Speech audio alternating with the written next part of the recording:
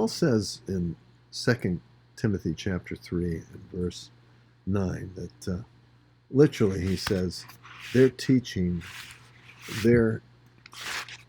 will become obvious, the effects of their teaching, speaking of just as the two priests, Jannes and Jambres, contended against Moses and tried to produce the same miracles. Eventually got to the point that they couldn't keep up, and they had to say that it was the finger of God.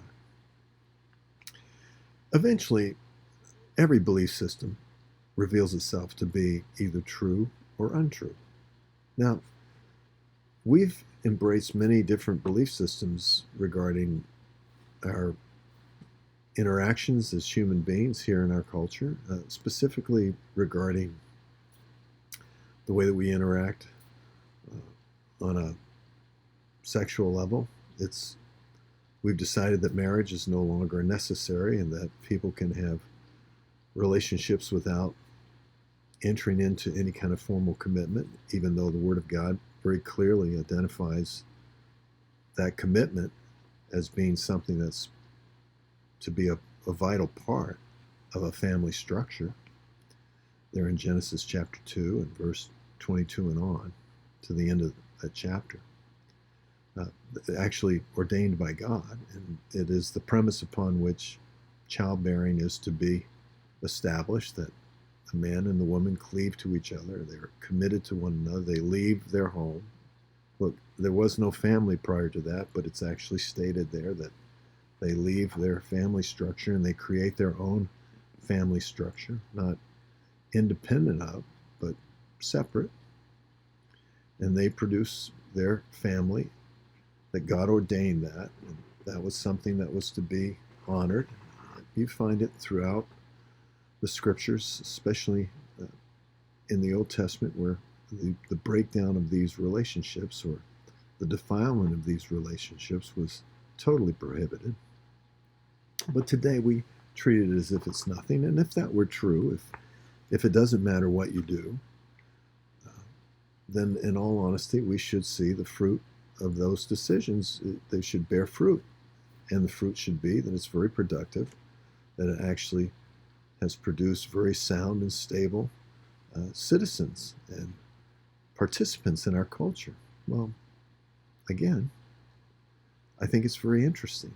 I've been, as I shared in one of the recent messages on Wednesday night, I've been reading from a specific book written by, I don't believe that she's a believer. She's a very secular person speaking on the, if you will, the sexual revolution and how it's impacted women, actually demeaning them, treating them as if they are to act as men act, that there's no distinction between the two genders. And what she has concluded, that it's been incredibly destructive to women who are abused in the midst of all of these things. It's no small wonder that the majority of sex workers are women, that the majority of participants who, or the payee or the payer, are men. It's no small wonder that there's a difference in these things, that the majority of those who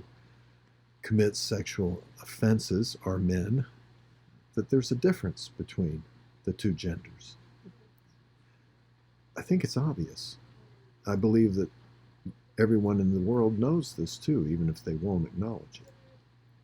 Now, with that in mind, why would our unseen enemy have such a desire to go in this direction? Why can't we objectively acknowledge this? One of the interesting things that she says is that the most productive cultures are built on monogamy.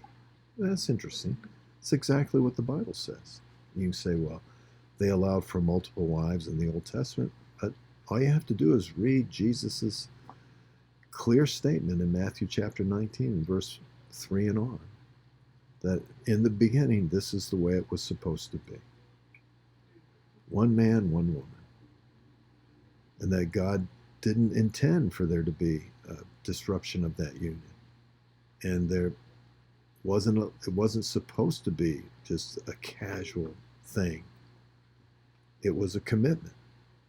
And even in the Lord's day, adultery was frowned upon. And we find throughout the New Testament, fornication, adultery, all these various activities that are considered to be unlawful, wrong.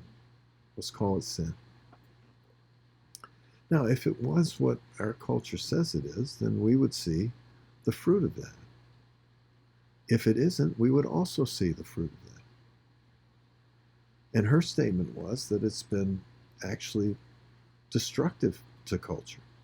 There's more than evidence, much more evidence than that. We'll talk about that more tonight in service, but that's why 70% of all the prisoners, male prisoners in prison, come from single-parent homes. Majority of them fatherless homes.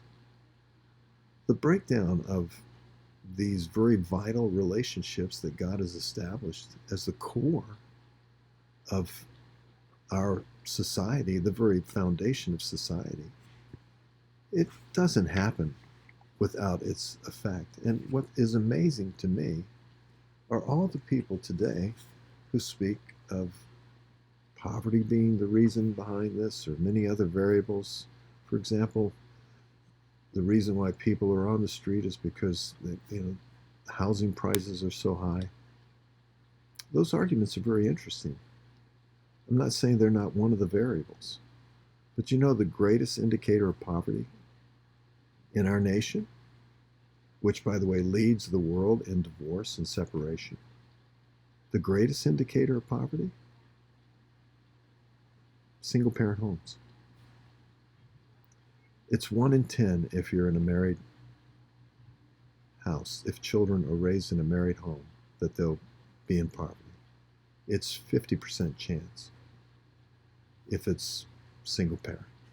This is why, as believers, becoming the family of God, being a testimony to the world around us, caring for those that are in these settings and situations that have no understanding of why or how, but putting our faith into action and ministering and showing and embracing and becoming the family of God, not just a church gathering, but the family of God for a culture in need. What a testimony that would be.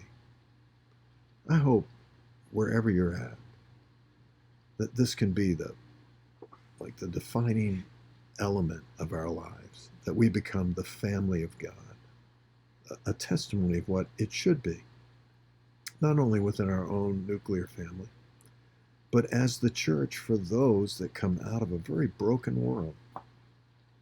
We take them up. We care. We see the need. We're not apathetic or indifferent to these things. As our Lord, we see the need. Till next time, God bless you.